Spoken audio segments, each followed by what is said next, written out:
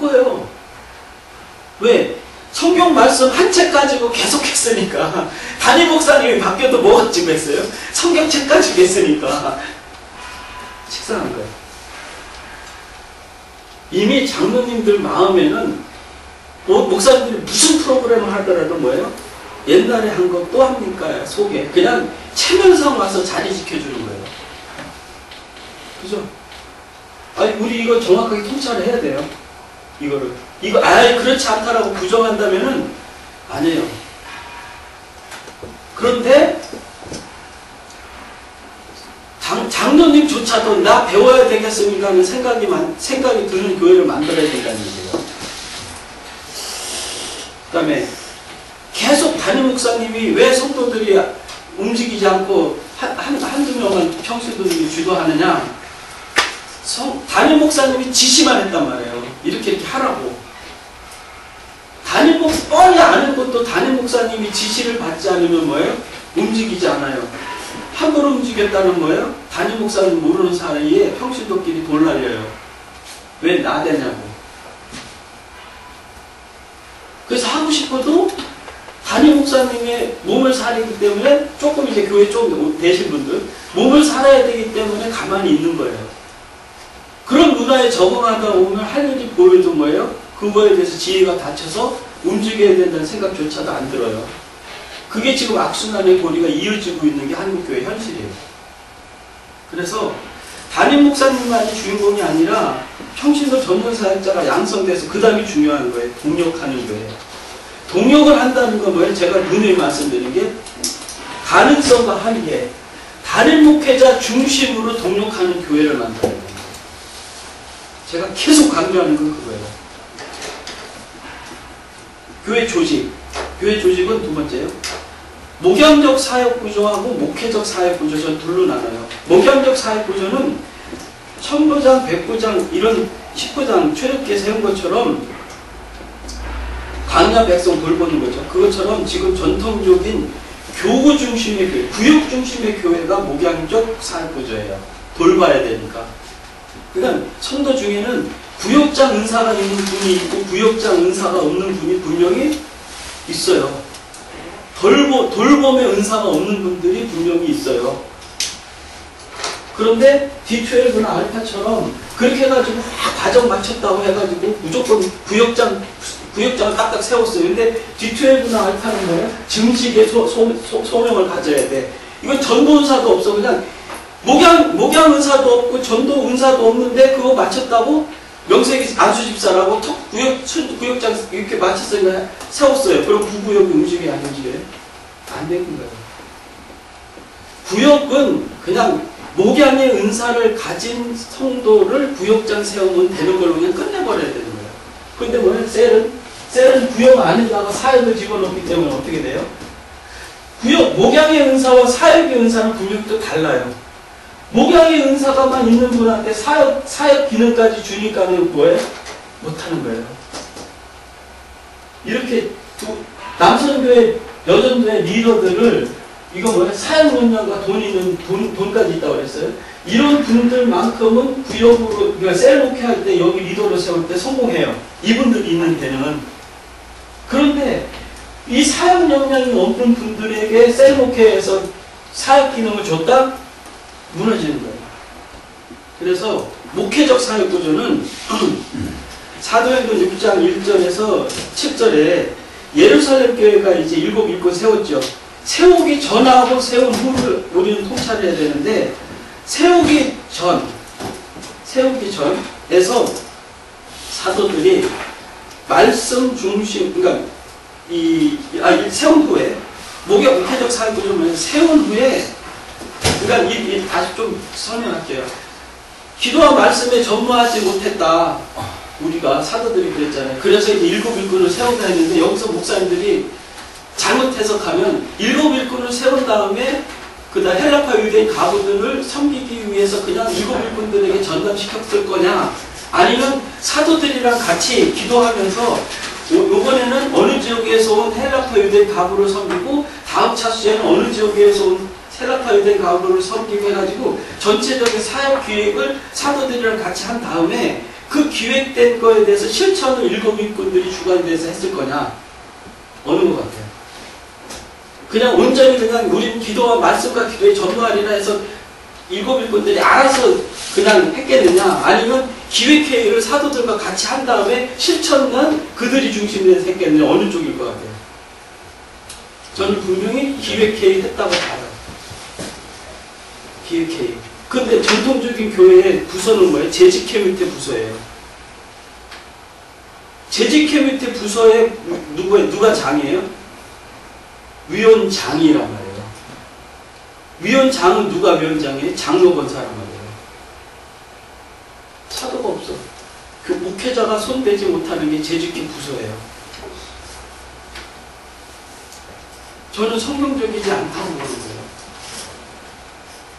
그러니까 성도들만 있는 재직회 부서가 그게 잘 돌아갈까요? 안 돌아가나요?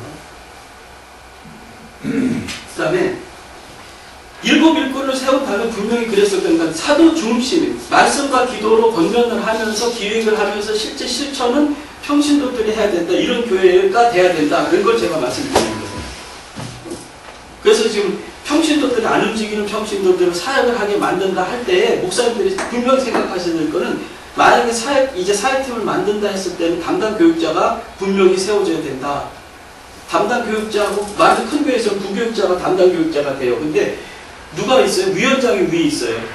장로들이. 그러면 장로님들이 위원장으로 버티고 있으면 젊은 부목사가 교육자라고 해가지고 힘쓸 수가 있어요? 제도적으로 안 돼 있는 거예요. 그게. 그래서 조직 자체가 저는 조직은 있는데 움직이지 않는 이유가 바로 그런 이유라는 얘기예요. 평신도들만 모여놓으면은 안 돼요.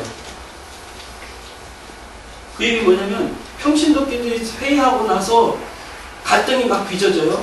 그러면은 담임 목사님한테 그 사역부서 회의 보고는 누가 해요? 장로님 위원장이 한단 말이에요. 근데 회의에서는 위원장이 장로님이 분명히 잘못했어. 그런데 가가지고 담임 목사한테 가가지고 보고할 때는 자기 잘못 드러낼까요? 안 드러낼까요? 그게 인간이야. 그게. 그러면 그걸 방지하려면 뭐냐? 담임 목사님이 그 갈등의 현장을 지켜보고 담임 목사님 판단을 하면 끝나는 거예요. 그게 담당 교육자 체제라는 거예요. 그래서 부교육자가 담당 교육자가 되더라도 뭐예요? 위원장하면 너무 거창한 거야 이게. 오늘 교회에 성공할 수 있던 거는 팀장이에요. 사역팀장. 담당 교육자, 사역팀장. 그러면 장로는 뭐냐? 장로는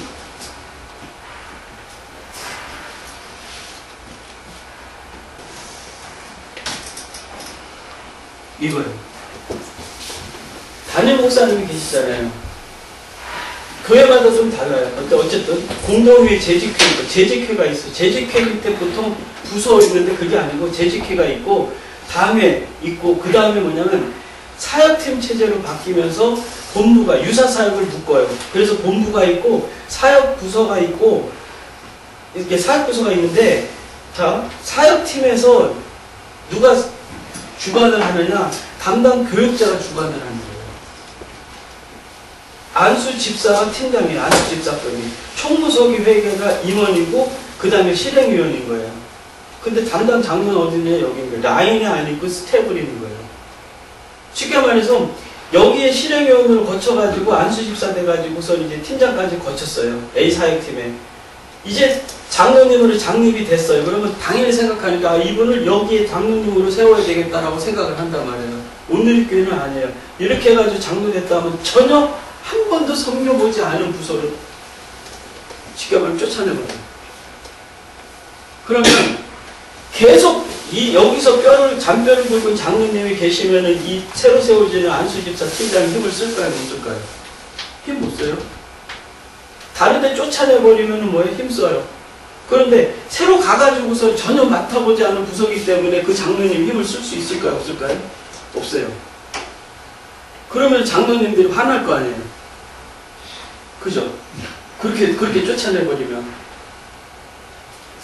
힘을 주는 방법이 뭐냐면 예산, 집행 감사권을 준 거예요.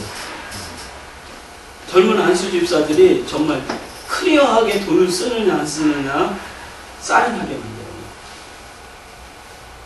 부교육자도 장로님 사인, 그러니까 장로님 사인 나오고 담당 부교육자 사인 결제 방이 거기가 있는 거예요.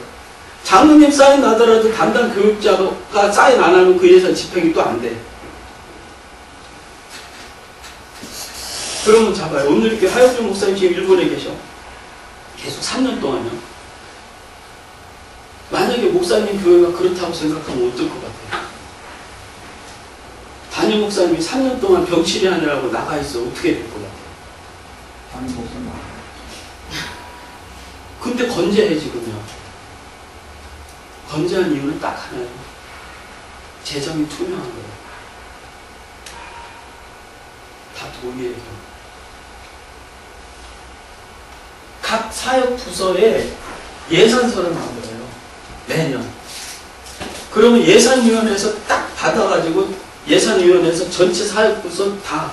그러니까 오늘리교회는 모든 조직이 구역이 있고 구역조차도 사역부서 중에 하나라고 보면 돼요. 모든 부서가 아까 그랬어요. 예산 있는 부서가 움직인다고. 헌금을 해요. 각 부서 예산으로 쉽게 말하면 교회가 이렇게 있어요. 그러면 핵심 그룹이 있어요. 그 다음에 고다음 그룹이 있어요. 핵심 그룹은 장로 권사님 그룹이고 그 다음 그룹이 뭐냐면 오늘 교회는 사역팀 이 실행위원까지 이분들이에요. 사역팀 만들어간 그룹도 많아요. 하지만 이 그룹이 건강하게 움직이면 뭐예요? 교회는 돌아가게 돼 있어요. 이분들은 얘기 안 해요. 말 많은 분들은 여기 있는 그룹에서 말이 나오는 거예요. 그런데 여기 있는 그룹은 다른 거 다 용서돼도 돈이 투명하게 안 돌아가면 뭐예요? 화나게 돼 있어요. 내가 낸 헌금인데 어떻게 벌어서 낸 헌금인데 물론 하나님 나라를 위해서 내가 헌신한다 맞아요. 그렇지만 뭐예요? 내 이상에는 내가 헌금한 돈이 투명하게 쓰이느냐 안 쓰느냐를 말은 안 하지만 뭐예요? 보고 있단 말이에요. 오늘 교회는 담당 장로님들이 각 사역 부서마다 젊은 안수 집사들이 돈을 제대로 쓰는지 안 쓰는지 감시하고 있으니까는 뭐예요? 각자 요 그룹은 자기가 섬기고 있는 사역팀에서 예산이 투명하게 집행된다는 걸 알까요? 모를까요? 자기가 섬기고 있는 그 그룹 하나, A사역팀.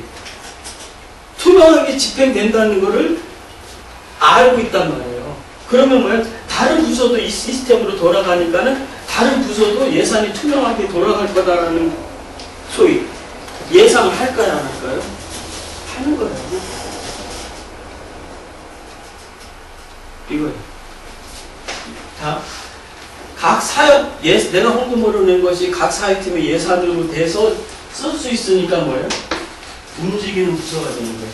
패배하고 찬조금 내는 부서가 오늘 교회는 한 군데도 없어요. 여전대 남성교회 없다가 있다가 없애버렸어요. 선교회 자체가 없어요. 네. 선교회 자체가 없는 거예요. 왜? 회비와 찬조금 내는 부서가 아예 없는 거예요. 그러니까 돈 있다고 사용 영향 있고 돈 있다고 하는 분들이 소위 교회 휘젓지 못하게 만들어 놓은 거예요. 근데 많은 교회에서 이거 했다가는 큰일 나죠. 지금 이거 미국 건드린다가는 목숨 걸어야 되는 거예요. 그래서 하나님께서도 방법을 이번에 지혜를 주셨는데 있는 거 없애느니 저는 사실 이 책에서 다 없애야 된다는 얘기만 쓴 거예요. 근데 이번 여름을 지나면서 영은교회라고 장로교단교회인데 아니 하나님께서 그 지혜를 주시더라고요. 아니 있는 거 없애지 말고 있는 걸 갱신시키면 될 거 아니냐. 그죠? 이런 전문 사역팀 체제로 있는 조직을 갱신시키면 되지 그거 왜 없애려고 하느냐는 지혜를 주시더라고. 그래서 결론은 뭐냐면요. 교회가 제대로 움직이려면 돈이에요. 돈 어떻게 집행이 될 거냐. 지금 부서 체제로 했다가는 전혀 안 되고 무조건 각 사역 부서를 만들어서 예산을 헌금 내고를 줘야 된다. 라고 목회적 결단만 하시면 이제 평시도 사역 그때부터 돌아가는 거예요.